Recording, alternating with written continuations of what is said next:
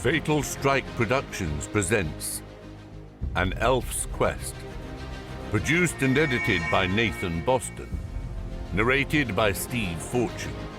Written by Rose Strickman and illustrated by Sneck.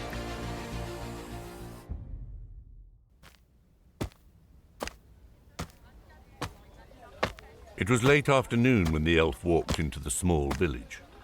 The villagers moving about their chores paused, their conversations suspended. There was no mistaking him for a human. The way he moved, more gliding than stepping over the ground, betrayed the elvish blood running through his veins. Murmurs rose at his passage, and eyes narrowed, following him with scowls. Naran paid them no attention. He continued through the village, passing a stone-built shrine, where a thin little girl, ribs showing under her rags, raised a grubby hand. "Please?" Naran did not slow his steps. He didn't even look at the beggar, and proceeded straight on to the tavern. There were few customers there at this time of day, but those who were there paused in their drinking, falling silent to watch the elf go by. The barkeep looked up with an expression that was not exactly welcoming. "What brings you here, stranger?" Naran pushed his hood back. The barkeep drew back a little. Not only were the elf's features inhumanly flawless, his eyes a burning green gold, but they were utterly grim, as though joy had never once touched his face. "I've heard there is a shade here." The barkeep raised an eyebrow. "Possibly, but it's left us alone. You won't get any reward here, hunter." "I desire no reward. I desire to kill this creature." "Oh, really?" One of the patrons lurched to his feet, an ugly expression on his face. "Why would you want to do that, pointy ears? Aren't all you magicals on the same side?" The patron approached the elf, looming belligerently.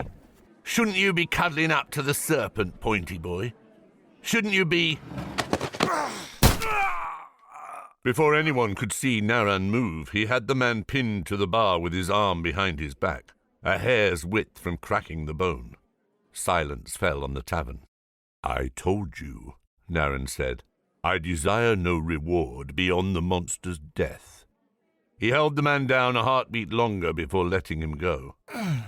The man cradled his arm, swearing. For a moment he hesitated, caught between fear and fury. Fear won.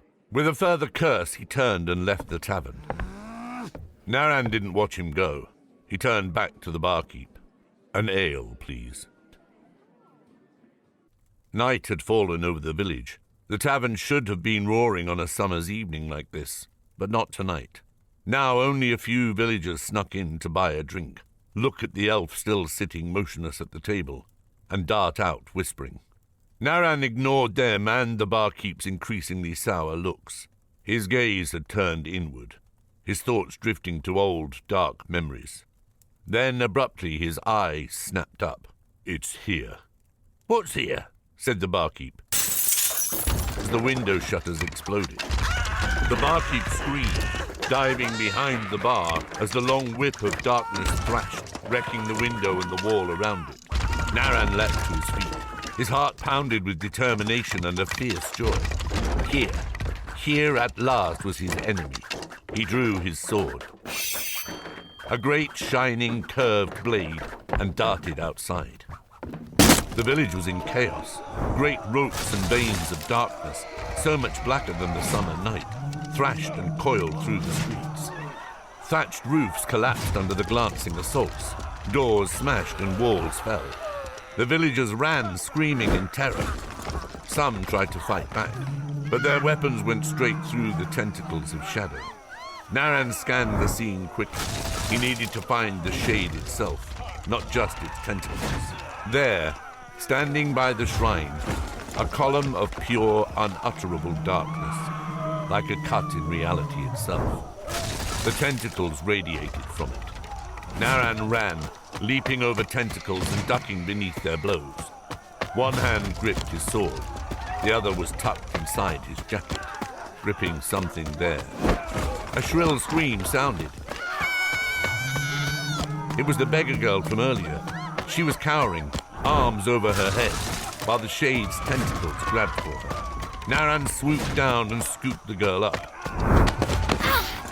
holding her against his side as he ran for the shade. She clung tight to him, breath harsh against his neck. Naran cursed his own foolishness. How was he supposed to fight, burdened with this child? He tried to shake her off, but she wouldn't let go. This close to the shade, the tentacles were swift and thick. They would both be killed soon.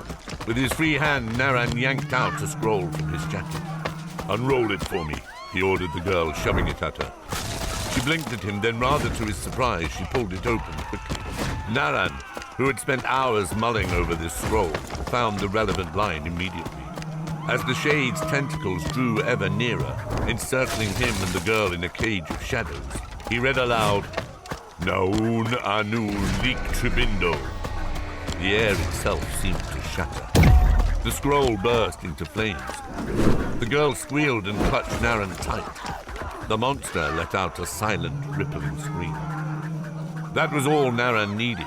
He leapt at the creature, bringing his blade down in a whistling silver arc. It landed on the shade and bit into it. The spell had turned its insubstantial flesh into solid matter. The sword dragged down, slicing the creature in two. The shade let out another silent scream. Its tentacles thrashed worse than ever, and Naran leapt free, sheltering the girl, while behind them the shade convulsed, and then finally collapsed. Like a giant jelly, it folded in on itself, smaller and smaller, sinking away into the night, until only a greasy stain remained on the ground. In the stunned silence, the girl's breathing was harsh in Naran's ear. He was staring at the place where the shade had melted away. He felt, he could not say, disappointed almost. He had been hunting this monster, the slayer of his family, for 10 years. What was there now? The girl let out a sob, jerking him back to the present. Naran looked at her and was startled by her eyes, a deep, golden brown, like honey. "Are you all right?" She nodded, still trembling. "Yes." She paused. "Who are you?" "My name's Naran." Naran tried to put her down, but she still wouldn't let go. "I was hunting that thing for a long time." She looked back at the stain. "Well," she said solemnly, "you got it." Laughter rose from Naran's throat at this. Actual laughter. He was so surprised that it stopped immediately, but still its echo remained. The girl looked back at him. "My name's Wren," she said. "Thank you, Naran." "Wren. Nice to meet you." Behind them, the village was stirring from its shocked daze. People were gathering around, exclaiming, crying out. They weren't expecting the Shade's attack, Naran knew. They would want someone to blame. And who better than the strange elf? He looked again at Wren. "Well, Wren," he said, "how would you like to come with me?" She was quiet a moment. Then, like a sun rising, she smiled and nodded. Sword in hand, still holding the human girl, the elf disappeared into the night.